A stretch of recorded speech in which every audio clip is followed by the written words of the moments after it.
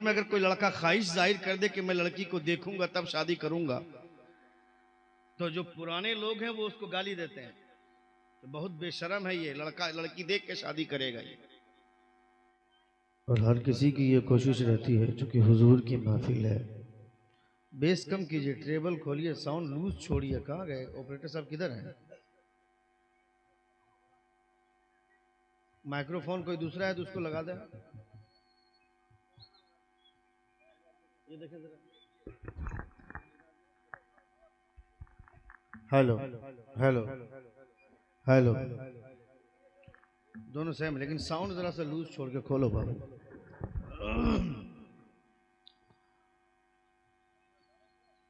दुरूद पाक पढ़िए। अल्लाहुम्मा सल्ली अला सय्यिदिना शफीना हबीबिना व नबीना मौलाना मुहम्मद मुबारक वसल्लम। या रसूल अल्लाह, सलातुम व सलामुन अलैका या रसूल अल्लाह सल्लल्लाहु तआला अलैहि वसल्लम।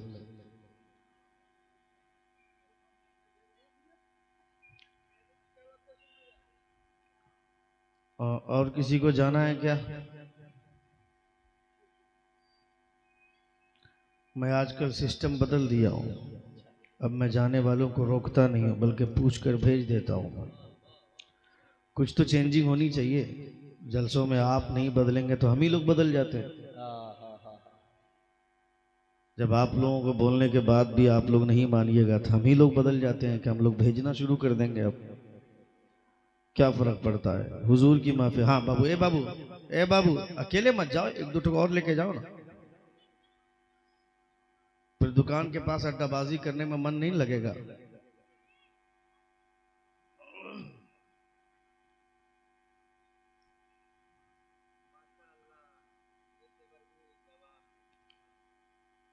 साहब, हुजूर की महफिल में बैठने का सलीका अगर हमें नहीं आएगा तो किसको आएगा? या फिर ये कहिए कि तकरीरें सुनने की आदत आपकी बहुत पुरानी हो गई, बहुत सारी तकरीरें आपने सुन लिया है, तो अब तकरीर की ज़रूरत नहीं है, तो फिर आप खतीब को बुलाया ही मत कीजिए। शौरा को बुला करके मुशायरा करवाइए। आप तकरीरें होनी चाहिए। अच्छा, ऐसा बहुत कम होता है कि शौरा भी मेरे रसूल पर होते हैं। अब वो लोग अपना वक्त काट करके खतीब को वक्त देते हैं ताकि स्टेज का माहौल प्रागंदा ना हो, चूँकि जलसे का असल मकसद खिताब है। अख्तर परवाज नईमी साहब ने भी मुख्तसर पढ़ा है, नायाब मंजर भाई ने भी मुख्तसर पढ़ा, सिर्फ इस ख्याल से कि लोग तकरीर सुन लें। जी जी, तकरीर बहुत ज़रूरी चीज़ है, तकरीरें सुनना चाहिए। हज़रत शेख सिर्री सिख्ती रदी अल्लाह तआला अन्हु के मुरीद और खलीफा हैं हज़रत जुनैद बगदादी रदी अल्लाह तआला अन्हु, जो रिश्ते में भांजा लगते हैं और मुरीद भी हैं, खलीफा भी हैं। हज़रत जुनैद बगदादी, आपको मालूम है जुनैद बगदादी कौन थे? कौन है मालूम है आपको हज़रत जुनैद बगदादी? तुम लोग जलसे में, मेरी माँ,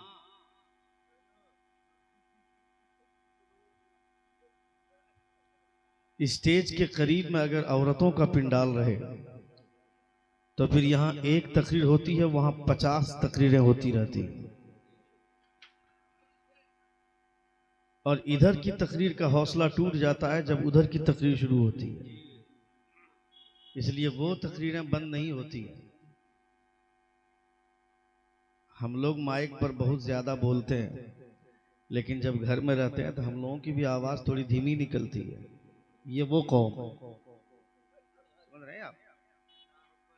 इसलिए उन्हें कोई खामोश नहीं करा सकता है। मैं गुजारिश कर रहा हूं अपनी माओ और बहनों से कि अगर आप की नज़र में जरा सी भी हजरत फातिमा ज़हरा की हया का पास है तो आप ये समझें कि आपकी आवाज का भी पर्दा है।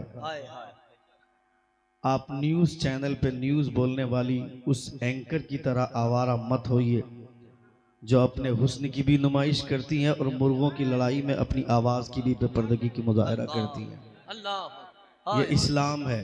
इस्लाम में औरतों की आवाज़ पर भी, आवाज़ की बुलंदी पर भी बैन लगाया है। वो सिर्फ और सिर्फ इसलिए कि औरतों की आवाज़ जब लोगों के कानों में जाएगी तो इसकी आवाज़ में हलावत है, मलाहत है। औरतों की आवाज़ खूबसूरत होती है, इसलिए औरतों की आवाज़ के लिए भी पर्दे का हुक्म है। जब कोई, चूंकि ये पूरी दुनिया में ये सरासिम ये माहौल हम देख रहे हैं, स्टेशन में भी अब औरतों की आवाज़ में कंप्यूटर से कंप्यूटराइज जो वॉइस निकलता है, जो आवाज़ निकलती है, उसमें भी लेडीज़ की आवाज़ है। मोबाइल में आपका फ़ोन नहीं लग रहा है तो लेडीज़ ही की आवाज़ है, औरत ही की आवाज़। वो कंप्यूटर आवाज़ अगरचे है, मगर आवाज़ वही दी गई चूंकि ये आवाज़ कानों में अच्छी लगती है। और यही वजह है कि मर्द भी भगता है और औरत तो उसको एक बार तारीफ कर दो, दो जुमला बोल दो तो वो अपनी इज्जत को बेच करके चली जाती है। तो कम से कम तुम्हें ये तो समझना होगा ना, आप जलसों में क्यों आते हैं? जलसों में आने के पीछे रीजन है कि जाएंगे, थोड़ी देर बैठेंगे, हुजूर का दीन सीखेंगे, हुजूर की शरीयत समझेंगे। आप तकरीरें इसीलिए होती हैं। और अगर आदमी यहां आकर के वही गीबत का माहौल गर्म करेगा, वही चुगली का बाजार सजाएंगे, तो फिर मतलब क्या हुआ? हुजूर की महफिल, जो काम आप घर के चबूतरे में बैठकर करती हैं वही काम यहां भी करेंगे, तो मतलब नहीं यहां आने का। ये काम आप घर में बहुत अच्छे तरीके से निभा लेती हैं, फिर यहां आने की जरूरत क्या है? यहां आए तो आप सुनिए हजरत फातिमा कौन थी, हजरत आयशा की कहानी क्या है, हजरत खदीजतुल कुबरा रदियल्लाहु ताला अन्हा की सीरत क्या थी। कभी ये सब भी समझने की कोशिश कीजिए, सुनने की कोशिश कीजिए। मेरा बाप आलिम है और मैं अगर जाहिल रह जाऊं और कभी मैं मुस्तफ़ा के गुलामों की कहानियां ना पढ़ूं या ना सुनूं तो मेरा बाप आलिम होकर भी मुझको नहीं बचा पाए। तस्लीमा नसरीन उसका बाप आलिम था, मगर उसने लज्जा जैसी नावल लिख करके पूरी दुनिया की औरतों को के पर्दे के हवाले से इस ऐसी बात की, हुजूर की गुस्ताख हुई, नबी कौनैन सल्लल्लाहु ताला अलैहि वसल्लम का कलमा पढ़ने वाली खवातीन के हवाले से ऐसी ऐसी बातें की। आज उसकी मिट्टी पलीद हो गई। बाप का इल्म उसे नहीं बचा सका। क्यों? नाम तस्लीमा नसरीन रख देने से नहीं होता है, उसे मुस्तफ़ा का की बेटी का कैरेक्टर भी देना होगा। मेरी बेटी का नाम हमने फातिमा रखा और पूरी जिंदगी अगर वो कैटरीना कैफ के बारे में जानती रही तो वो भी किसी न किसी के साथ भागेगी। नाम फातिमा रखने से नहीं होता है, मरियम नाम रखने से नहीं होता है, आयशा नाम रखने से नहीं होता है। मरियम उस खातून का नाम है जिनके ताल्लुक से अल्लाह फरमाता है, या मरियम इन्नल्लाह अस्तफाकी व तहरकी वस्तफाकी अला निसाइल आलमीन। ऐ मरियम, खुदा ने तुम्हारे सजदों का सिलेक्शन कर लिया। अल्लाह रब्बुल इज्जत ने तुम्हारी तस्बीहात और तुम्हारी तहलील का सिलेक्शन कर लिया, इंतखाब कर लिया। जब हजरत मरियम की शान में ये आयत नाजिल हुई तब अल्लाह के रसूल की बेटी हजरत फातिमा ज़हरा हुजूर के करीब गई और कहती है, अल्लाह के रसूल, मरियम के सजदों का ऐलान कुरान में हो गया, मरियम के सजदों के सिलेक्शन और उनके इंतखाब के ताल्लुक से कुरान की आयत गवाही देती है। हमारे सजदे कहाँ गए? हमारे रुकुआत कहाँ गए? हमारी तस्बीह कहाँ गई? मुस्तफा फरमाते हैं, फातिमा, मरियम की जिंदगी भर के सजदे एक तरफ और तेरा एक सजदा एक तरफ। नारे तकबीर, नारे रिसालत, मज़हबे इस्लाम, मसलके आला हजरत अल्लामा शहाबुद्दीन साहब किबला। मरियम की जिंदगी भर के सजदे एक तरफ और तेरा एक सजदा एक तरफ। वो है मुस्तफ़ा जान रहमत सल्लल्लाहु ताला अलैहि वसल्लम की बेटी। हमने अपनी बेटी का नाम रखा फातिमा, मगर बताया नहीं कि फातिमा कौन है, फातिमा की सीरत क्या है, फातिमा का कैरेक्टर क्या है। मेरी बेटियां अगर ठुमके देखेंगे बॉलीवुड की नचनियों का तो उसके अंदर फातिमा का कैरेक्टर का तस्वुर भी मत कीजिए। हमने नाम रखा आयशा, मगर कभी बताया कि हजरत आयशा कौन थी?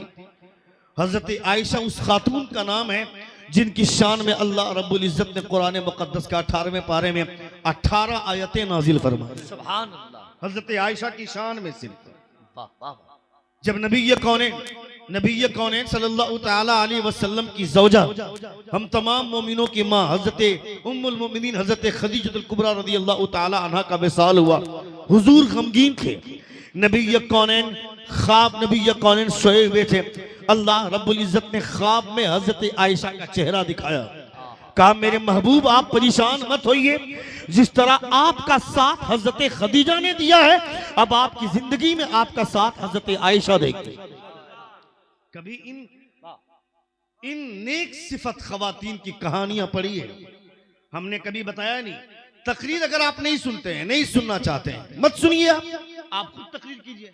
घर में आपकी बीवी है, आपके बच्चे हैं, आपकी बेटी है, आप बैठ जाइए और आप खुद किताबों का मुताला करके अपनी बेटी को बताइए कि फातिमा कौन है, आयशा कौन है।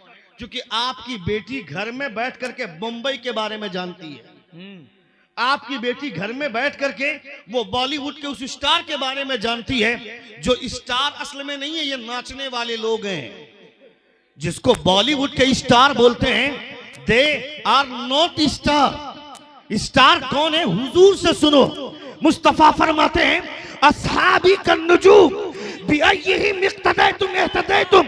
मुस्तफा फरमाते हैं our companion like a star. मेरे सहाबा सितारों की तरह है। ये जो बॉलीवुड के हैं, ये नाचने वाले लोग हैं। स्टार तो वो है जो मुस्तफा के कलमा पढ़ने वाले साहब। वाह वाह वाह वाह वाह। नारे तकबीर, नारे रिसालत, मज़हबे इस्लाम, नारे तकबीर। बहुत उम्दा। तुम जिन्हें स्टार बोलते हो वो स्टार नहीं है। वो तो पैसे लेकर के कमर ठुमकाते हैं। वो काहे के लिए स्टार होंगे? सही। इसलिए अपनी बेटियों को दीन समझाइए, आप दीन पढ़ाइए। अगर हमारी बेटियां, हमारी बीवी, हमारी बहनें अगर जानती कि दीन क्या है, तो यहां जितनी औरतें आई हैं, मैं एक दो की बात नहीं कर रहा हूं, मैं जितनी औरतें आई हैं ये सब के सब नकाब में होती, टोटल हिजाब में होती। ये अगर नकाब में नहीं आई है, इसका मतलब है कि इनके अंदर दीन की कमजोरी है। इन औरतों को कौन समझाएगा? ये तुम समझाओगे ना कि ये जांग दिखाने में जितना गुनाह है, उतना गुनाह ये जुल्फे दिखाने में है। ये भी सत्र में शामिल है, तो ये भी सत्र में शामिल है। तो जो मेरी बेटी बाजार घूम रही है, उसके सर पे दुपट्टा नहीं, उसे कौन समझाएगा? तुम समझाओ। मैं तो आज तकरीर करके चला जाऊंगा, उसके बाद तुम्हारी बेटी तुम्हारे घर में रहेगी, तुम्हारी बहन रहेगी, तुम्हारी भी, उसको कौन समझाए? वो तकरीर सुनने के लिए उसके पास टाइम नहीं है। जब यहां बैठकर सामने से तकरीर नहीं सुन रही, तो यूट्यूब में उनके पास उतना टाइम कहां कि वो बैठकर तकरीर सुनेंगे।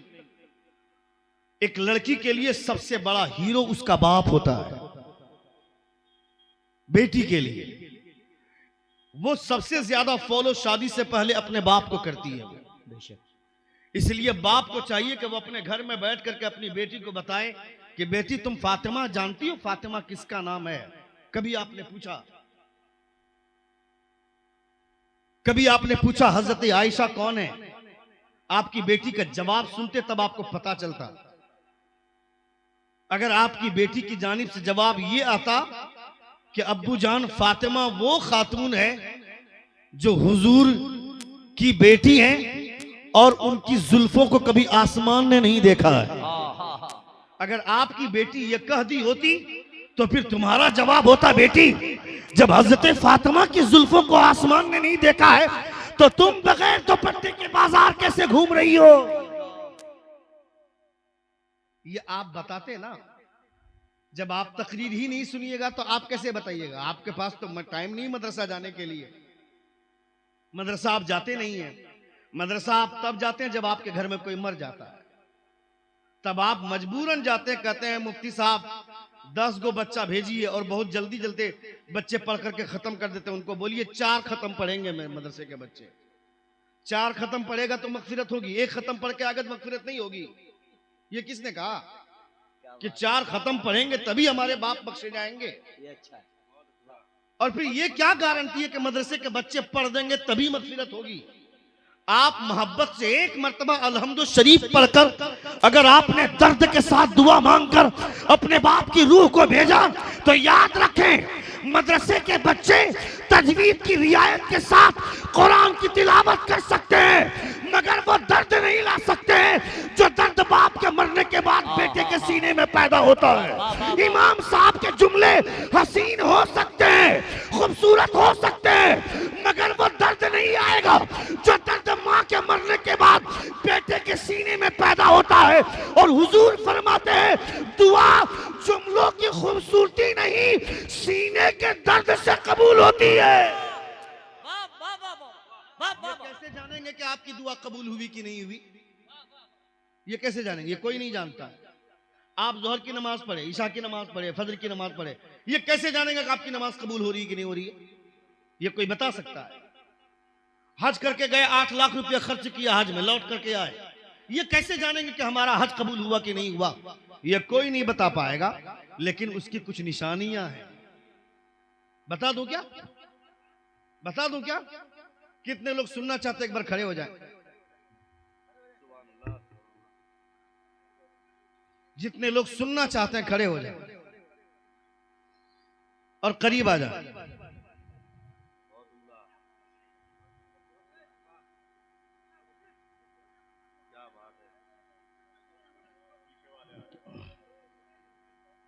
बैठिए बैठिए बैठिए बैठिए।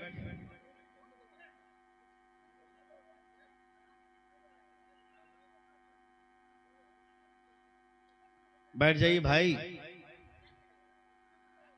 आप सिमट कर बैठिएगा। मजमा जितना खूबसूरत बनाएंगे उतना अच्छा लगेगा। जब हम लोगों का दिल इतना गदगद है, इतने हम लोग शादाबी महसूस कर रहे हैं, इतने हम लोग खुश हो रहे हैं, तो जिस मुस्तफ़ा की महफिल है वो मुस्तफ़ा कितने खुश होंगे। इसलिए आपको इस सलीके के साथ बैठना चाहिए कि हमें हुजूर देख रहे हैं, हुजूर की नज़र से कोई चीज़ पोशीदा नहीं है, मुस्तफ़ा सब कुछ देख रहे हैं। वो सियासी अहबाब हमारे जो थे वो चले गए क्या हैं? माशाअल्लाह सुभान अल्लाह। लेकिन ये सब नाइंसाफी मत कीजिए आप लोग, ये सब गलत बात है। अब हम क्या बोलेंगे? बुलवाना चाह रहे हैं, क्या करेंगे हम? नायाब भाई पढ़ रहे थे, उनको दिया 500, मंजर भाई को दिया 500। हम लोग क्या बांझ हैं क्या? देखिए अफरोज भाई, क्या नाम है? अनवर भाई। सब गलत बात है, सुन लीजिए आप।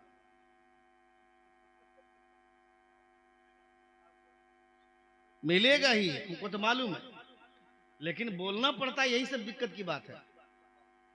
अभी देखिए अनवर भाई की तरफ से भी आएगा इंशाअल्लाह ताला। भाई है क्या? ये सब क्यों बोलते हैं हम लोग मालूम है? ये सब इसलिए बोलते हैं कि फिर इस्लाह भी तो होनी चाहिए ना। ये जो हमारे दिमाग में बात बैठी हुई खाली शायरों को देना चाहिए, खतीबों को कौन देगा?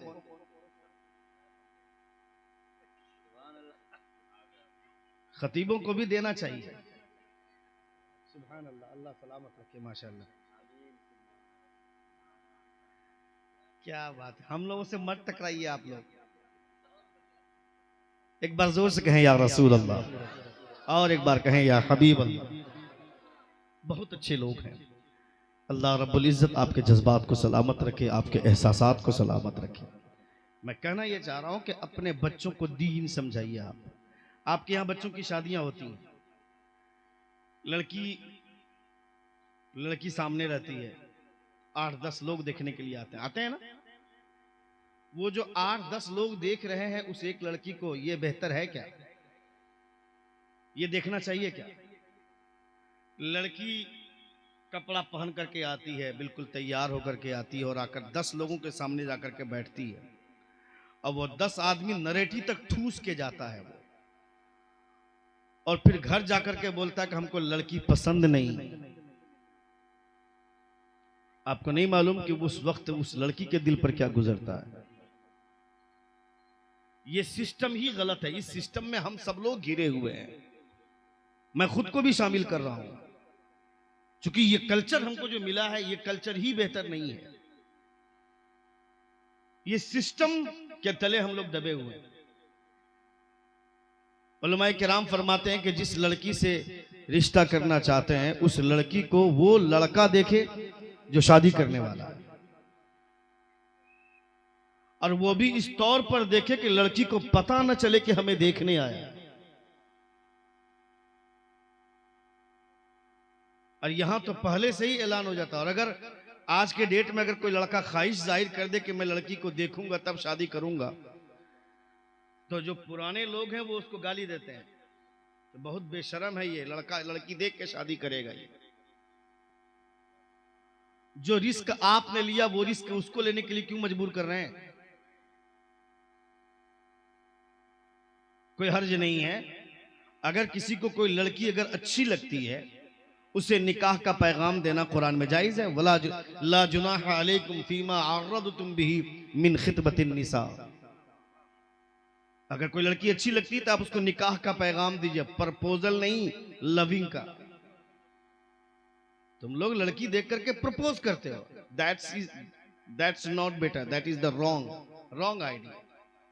वो नहीं है कि उसको लव का प्रपोजल दे दें, निकाह का पैगाम भेजें, उसके पास नहीं, उसके घर वालों के पास, लड़की के पास नहीं, लड़की के घर वालों के पास भेजें, ताकि समाज में जो संतुलन है वो बरकरार रहे। 10 आदमी आए और आकर के खा लिया, उसके बाद लड़की को देख लिया, जाकर के वहां जाकर मना कर दिया, ये तरीका गलत है। लड़की जब सामने आकर के बैठती है उसको आप पूछते हैं कि लड़की पढ़ी हुई क्या है, तो बगल में एक खातून बैठी रहती, वो बोलती है बड़ी किताब पढ़ी हुई है।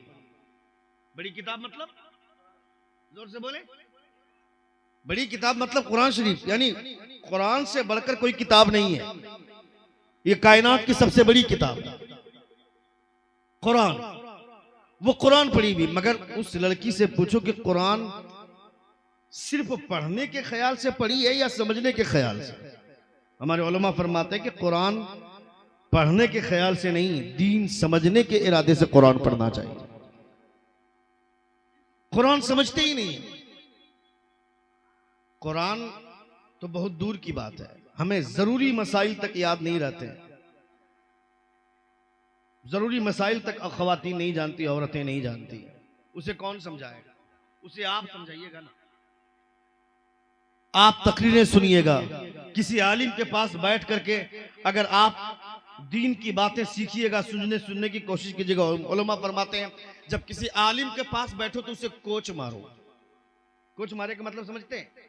छेड़ो उसे एक मसला पूछोगे तो 10 मसला का जवाब वो खुद देंगे। ये आलिमों के पास बैठने का फायदा है। आलिमों के पास बैठेंगे नहीं। देवबंदी को गाली देते हैं हम। देवबंदी का लड़का मस्जिद से निकल करके बोलता है इमाम साहब ने आज गुस्ल में 3 फराइज बताए, वजू में 4 फराइज बताए, और सुन्नी का लड़का मस्जिद से निकल करके बोलता है धोनी ने सेंचुरी मार दिया।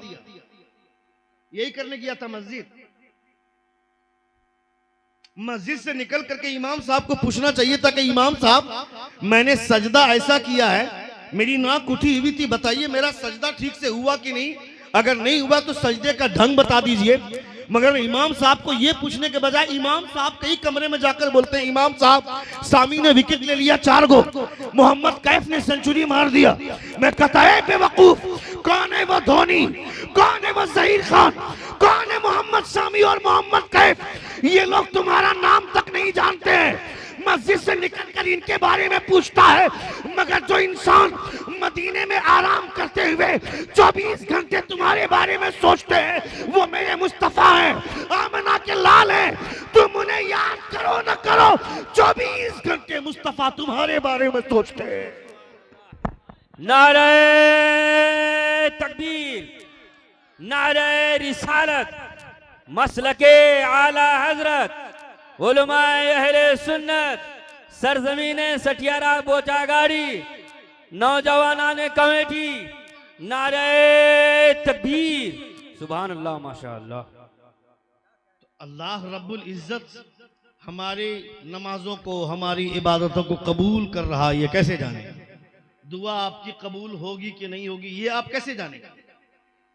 बता दूं क्या? अच्छा बंद करो ना मेरे भाई, तकरीर पे तवज्जो दो ना यार।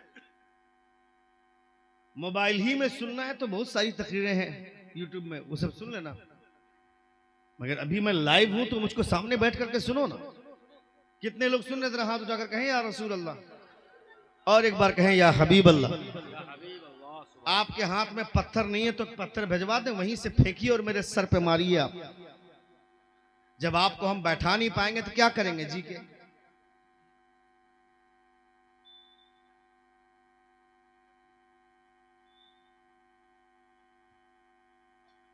हम लोग को तो ऐसे भी डर चढ़ा हुआ है, बहुत कुछ नहीं बोल रहे हैं हम लोग माइक पे आजकल, बहुत हालत खराब है आजकल। और यूट्यूब वाले तो और धड़कन तेज किए रहते हैं।